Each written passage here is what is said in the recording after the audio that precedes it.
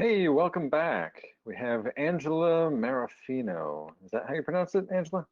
Yeah, hi Matt, how are you? Hi, good. Glad you could join us here today. Thank you for putting this Thanks. together. Happy to be here. Yeah, so do you have like a Hogwarts outfit on there, do I see? I was trying, but I don't like have a specific one. Like I don't have any of the merch and swag from, Harry Potter World or whatever, but I did my best. You got the glasses, actually. They work really well for They're the my, thing. these are actually my normal glasses though, so Even better. Even better. So you're co-founder at Room for Security and the co-organizer for WOSEC Seattle. Well, tell me about that a little bit. sure. So I actually started off with the local Denver chapter, prior to moving to Seattle. So in Denver, it was just me kind of running this small group and getting things off the ground. I saw a need for women-only security meetup, and there was really more focus on developers and programming and groups like that. So after meeting with Chloe Mistagi in the Women Hackers Slack channel, which is huge. If you've never heard of that, that's kind of where this started. But started the Denver chapter last year, moved here to Seattle in January, and got together with two other women, Melissa Benoit and Kate Ferris, and they're local here to Seattle. So the three of us are starting the Seattle chapter and just kind of doing fun things. Obviously, we got kind of cut short with our in-person meetups, but we're trying to keep it going virtually. Nice, nice, very cool. We have so much to go to drop the hurdle so that we can kind of even the playing field and let women take the rightful place among infosec and computer science. Right. So it sounds like you're a professional herder of cats. Your background is it didn't start out in computers but you have connectivity, you have relationship skills. But bringing that into infosec for the last period of time, you have two bachelor's degrees. One is Correct. in legal assistant studies, but tell me about fine arts. Art, it's fun, right? My problem with it was I couldn't pick one particular medium. So, in order to really, I think, excel in being an artist, you either have to teach something or be really good at one discipline. And didn't want to do either one. So, Got it. way too many interests and just kind of all over the place. So I had a blast, and my parents were always, telling me to do what you enjoyed the most, which now, right, I don't think was the best advice, but it was great at the time. And then I ended up getting a job at a law firm at some point and thought I could do this, and I really enjoyed the research and education. So went back and got a second bachelor's for that and almost went to law school, and then just couldn't do it. I couldn't bring myself to be an attorney, but you never know. You never know where life's going to take you. But I've learned a lot from both of those time periods in my life.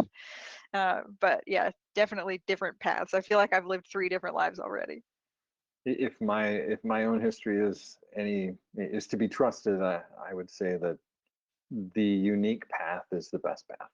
So the Right. one that you choose, you can't be doing what everybody else does and do this and then do this and then do this and then do this. Sometimes when I started out as a vocal performance major, I ended up Okay. as pre-med before coming back to computer science, which was my first love in the first place.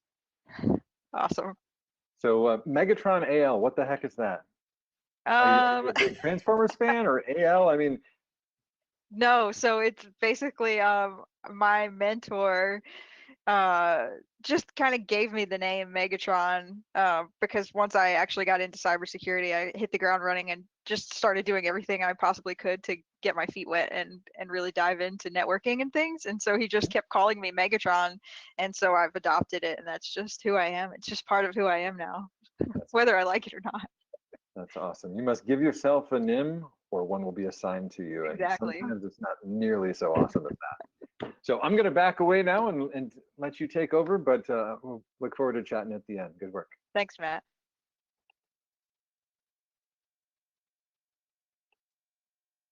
All right. Hi, everyone.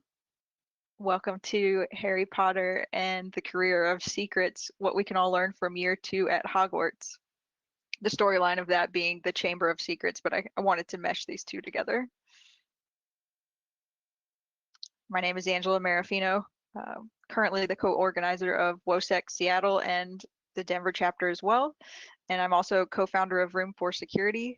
We are an organization focused on, we're a not-for-profit organization focused on providing time-saving resources for those trying to get into cybersecurity. I think our website is actually going to launch tomorrow. So if you Google it right now, you probably won't find much, but after tomorrow, probably be around. So definitely just want to save people time. It can take, over a year just to figure out what you want to do. And we hope to reduce that time greatly for those trying to get into cybersecurity. I took the non-traditional or a non-traditional route to get into cybersecurity.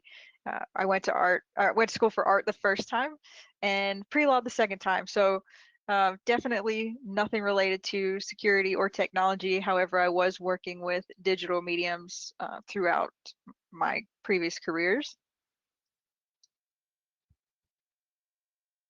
And to jump right in here, this talk is basically for beginners in cybersecurity or those who have just started their career, just to give some advice and kind of have a little bit of fun as well. It's also useful as a guide for those trying to mentor other individuals that may be younger, to give them something to think about early on that correlates to a fun theme that they may be interested in. I won't get super technical today. I'll be focusing more on the soft skills that are going to be useful throughout your career. I know some of us in technology tend to be introverts more than extroverts, but that's something to work on if you haven't already started that journey. And definitely, reach out to me if you would like the slides afterwards. I'll provide those to you as well. I would love for these to be shared any way possible. I'm also in the Discord channel. If you have any questions, I'll be there afterwards. And I think on Twitter as well, you can ask questions. Little disclaimer, this presentation assumes a basic knowledge of the Harry Potter series, whether it be reading the books or watching the movies, in order to understand and benefit from the basic concepts. But I don't think you have to have seen any of them. I'll try to explain what's going on throughout, but also since we do have a little bit more time on our hands that we would have previously, I do recommend that you drop everything you're doing immediately and watch all the movies back to back because they're amazing. Some of the key points discussed may seem like no-brainers or may come easy to some people. However, these are things that I believe should be covered at the beginning of your career so that you can focus on what your strengths and weaknesses are and build from there. I did want to choose a more fun and less technical topic to present on due to everything that's going on with COVID-19. So just trying to keep it light. I know most of the other talks are a bit more technical, but I wanted to have fun. So feel free to have fun and nerd out with me, and I hope you enjoy the presentation. All right, so the beginning of the Chamber of Secrets. This whole story is about a chamber of secrets which has been opened and nobody really knows why or how or where it is even located. The main thing I wanted to take away from this Hermione Granger quote was that, she takes the first step in asking questions and being inquisitive, right? So that's very important to do throughout your career, even when you're, working, not just learning. So be inquisitive. The more questions you ask, obviously, the more answers you're going to get.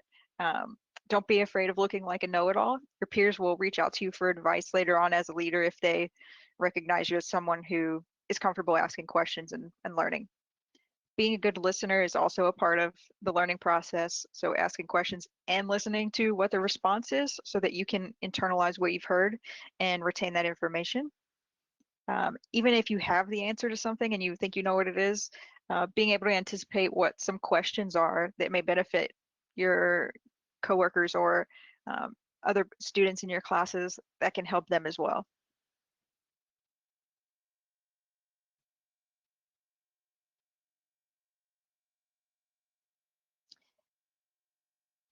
One of the main things that happens in the storyline is that the antagonist, which is Voldemort, whether you've seen the movies or read the books, you've probably heard the word Voldemort. So his name is typically not a fan of being heard. So people like to call him he who must not be named instead. Um, this quote is by Hermione when someone basically says you must be brave at mentioning his name. She says, fear of a name only increases fear of the thing itself. Just because something may seem scary or frustrating at first, don't be afraid to go, you know, and seek it out, right? Go to meetings, go to events, do the networking. Also, if there's a topic that you want to learn that you're interested in, just because you don't know anything about it, go ask others. Put yourself in the middle of situations where you're going to hear more information about that topic. You're only going to learn it by immersing yourself in it. And that goes for cybersecurity in general. But putting yourself out there is going to help you. The reward is obviously going to be greater in doing those things that seem hard than the things that come easy to you. Harry Potter and his friends typically would take dark arts classes, which is similar to cybersecurity professionals taking something like malware reverse engineering training to find out how attackers write malicious software. So getting in that mind of the bad guy or the attacker is still important, right? So looking at malware for the first time or ransomware may seem scary and you have no idea what it looks like.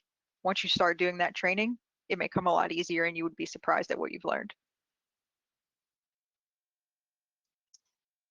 This is an interesting uh, point in the storyline because there's this guy named Gilderoy Lockhart who seems like he's this fantastic wizard. He's popular. He's done all these things.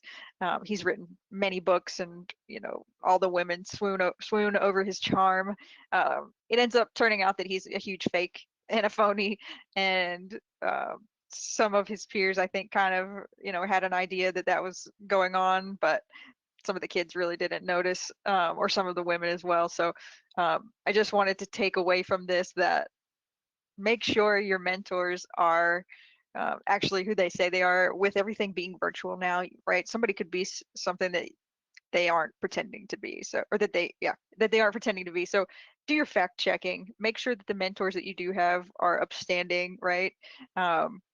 Read their books, make sure it makes sense, and see who they associate with and go to networking events, meet them in person if you can in the future. Harry had many mentors throughout his time at Hogwarts. Dumbledore, which was his headmaster, Sirius, which was his godfather, and even Snape, who didn't really get along with him, but he was still looking out for him whether he knew it or not. So good people will reach out to you. Sometimes you will need to ask for help, but most people in the community are willing to help you within cybersecurity. And you never know, you may have skills that they don't, right? So you could learn from each other.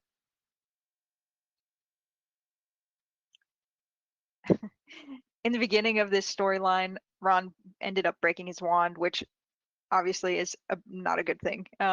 Your main tool is broken, so every time he tries to do a spell, it backfires. He here was trying to stand up for his friend Hermione when she got called a bad name, and he said eat slugs, and it ended up being him eating slugs rather than the other person. But they went off to go to their friend Hagrid's hut where he lived, and they said he'll know what to do, we'll go to Hagrid's, he'll figure it out.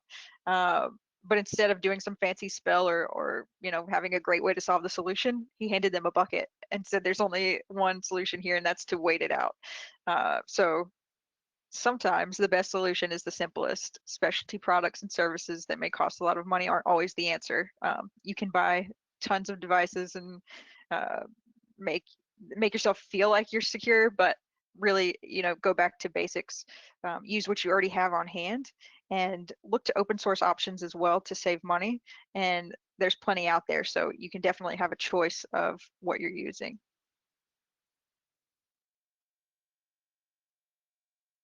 In their quest to figure out what's going on with the Chamber of Secrets and get some answers to solve the problem, Harry, Ron, and Hermione decide to make some polyjuice potion. This is something that will let them transform into other students and pretend to be their nemesis's friends, so they can try to get some answers out of him. And once Ron and Harry figure out that Hermione says it's going to take a month to make the polyjuice potion, they're like, "Are you kidding me? That's such a long time." Be patient. It's going to be like that through your entire career when you're learning.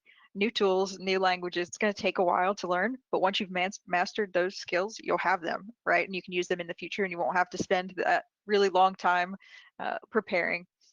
What you will need to do is continue to brush up on valuable skills that you don't use every day, because most jobs you get, it's going to be different than, they're all going to be different. So make sure you brush up on skills that you may need in the future, but don't use every day. And don't be afraid to ask for help if you've forgotten something as well. An example of some really helpful skills is regex. If you've never heard of regex or regular expressions, it's something that can help you um, do things quicker, and it's very useful. It's just something like Python, for example, would be very useful and helpful if you're not specifically coding every day. So keep that stuff in your back pocket and brush up on it regularly. Back to Ron's broken wand. He wanted to help Harry during a sports match when he didn't, he saw that there was a ball that was cursed during the match. So a bludger is one of the sports balls. He was going to do a spell, and all of a sudden, Hermione says, "Don't do that with your broken wand. You could hurt your friend, right?" So look out for your team is the takeaway here. Hermione was always looking out for the two of them, and just try to keep an eye out for everybody. Just because you know what's right and how to do things one way doesn't mean that everybody does. So keep an eye out for others that may be doing something risky. If you're training someone or a team, don't let them make any dangerous mistakes if you can help it. Some things will be more dangerous than others. Obviously, making mistakes is part of the learning process, of course, like failure. But as the trainer, you're there to make sure that they don't accidentally take a server down, for example, or something worse.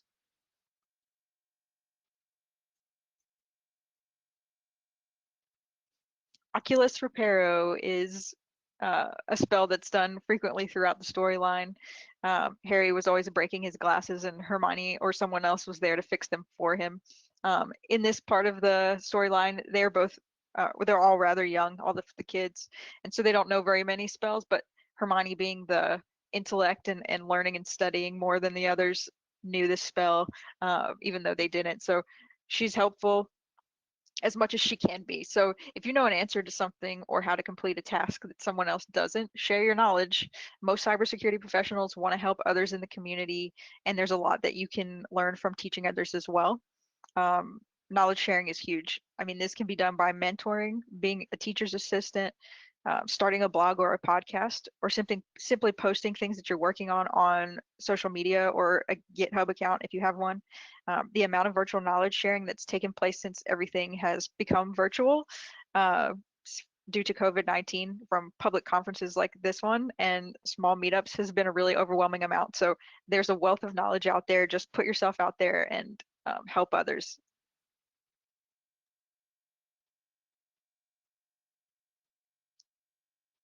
Again, Hermione with the intellect, she always knew some spell to help out. So here's another example of Gilderoy Lockhart being a phony, where he brought a bunch of flying pixies to the students' class, unleashed them, and basically didn't know how to get them back in their cage, of course. So he basically just looks at the three, Hermione, Ron, and Harry, and says, "You guys figure it out," right? So um, at first it seems like, what are they going to do? And then she says Immobilis, and everything kind of freezes, and all the pixies are stuck in midair. So, that didn't obviously solve the problem completely, but it put a pause on it, right? So when that scene cut, they could probably figure out what to do next. So sometimes when you don't know what to do, just pause, take a step back, go take a walk if you need to, take a break, come back to the problem. You'd be surprised how easily, and I'm sure you've already experienced falling down rabbit holes and getting stuck there for hours, and missing a solution altogether, or getting distracted by something else that's super interesting in cybersecurity. I know I've done that a million times. Try working on something else and coming back to it when you have a clean slate to look at the problem from another angle. Sometimes you'll get it immediately when you come back to the situation, having just stepped away for a minute. This is one of my favorite parts, where the boys get stuck not being able to board the train to Hogwarts. at the beginning of the story, so they, right, hypothetically wouldn't be able to get to school if they can't get on the bus, or I'm sorry, get on the train to go to school. Um, so, Harry's like, well, maybe we should just go wait by the car. And Ron says, the car. And the car happened to be a magical flying car. So they take the car, try to catch up with the train, and end up doing that and getting to school. But what you can take away from this is be creative, come up with new ways to accomplish a task or a goal, and get to where you're trying to go. If it hasn't been done before, be the first to do it, and think outside the box. One of the things to keep in mind with this, however, is make sure you don't break any laws. A good example of that is coming up shortly, but when they get to school, you find out that, right, everybody knows that they took the stolen car. They were seen by muggles or non-magical people. And of course, that's not great. So Snape reminded them that they are in trouble. They could have risked exposing the entire magical world. So don't forget, some of the things you do aren't supposed to be known by others. Um, what the real takeaway here is to know your scope, always know your rules of engagement, follow them. Some offensive security assessments that you're going to do, people don't need to know your identity, you need to remain hidden, but also make sure that you're on the same page as your client. Last year's example of two coal-fire pen testers getting arrested for trying to do a physical penetration test at a courthouse ended up badly for them. They did end up getting released, but just a prime example of not being on the same page with your client, and or not, staying in line with your rules of engagement. Taking notes is huge in cybersecurity. I know it seems like it's all fun and hacking, but at some point you will probably have to write a report, and good documentation is going to come in handy, especially when you need to refer back to how to solve a problem. Uh, Reports are also required for some roles, such as vulnerability assessments and pen tests. If you're involved in compliance and management, it's likely that someone's going to want to see your logs or your notes at some point as well. So make sure you take great notes, or at least have someone on your team that's really good at it.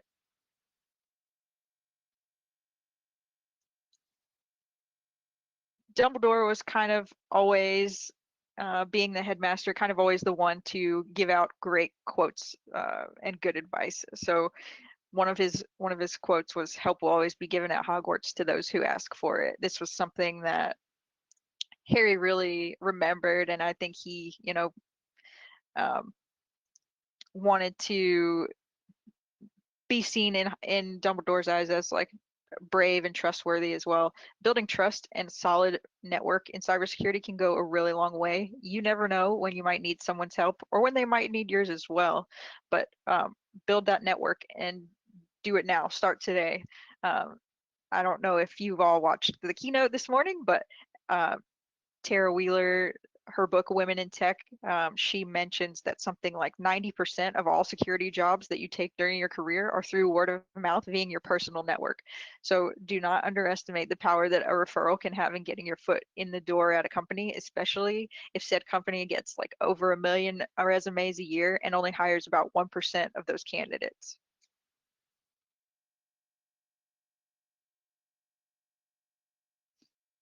You find out towards the end of the story that a lot of the tribulations that Harry has throughout this year at Hogwarts are due to this little guy, Dobby the house elf. He basically was trying to prevent Harry from going back to Hogwarts this year due to all the danger that's supposedly going to happen and ends up happening. But he goes to his house and tries to tell him, I want to tell you something, and why you can't go back. And it's difficult for me to tell you why. And Harry basically just says, well, why don't you sit down and tell me from there? To which Dobby freaks out and starts crying. And Harry's like apologizing and just saying, I'm sorry, I didn't mean to make you cry. I just, said sit down. And basically what it was is Dobby had never been asked to sit down before. He was always treated as someone lower than wizards and witches and had never been asked. So um, what you can take away from this is to be humble, regardless of your success, no matter, how much you make or what your title is. We're all humans. Remain someone who is loyal and trustworthy. Um, And always treat your peers and everyone else, regardless of level, like you would want to be treated. One of the quotes that I've always remembered is to treat those who are considered to be a lower level than you, um, as you want to be treated, like a janitor or a receptionist or an intern. Just because you may be a CEO doesn't mean that you should treat them worse than your peers. So they might end up being your boss one day and you never know.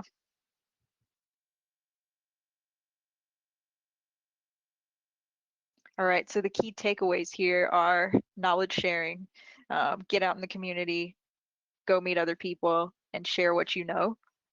Have confidence, don't give up, be brave, uh, network, ask many, many, many questions, have patience, build trust, know your scope, don't break any laws, be helpful, look out for your team if you can, and take detailed notes. It'll help you and others in the future. Thank you. And thanks for having me, Grim and Chris and Renee. If anyone has any questions, I know it was pretty straightforward, but I'll be around to answer any questions in the Discord channel afterwards. And you can also find me on Twitter, Megatron AL.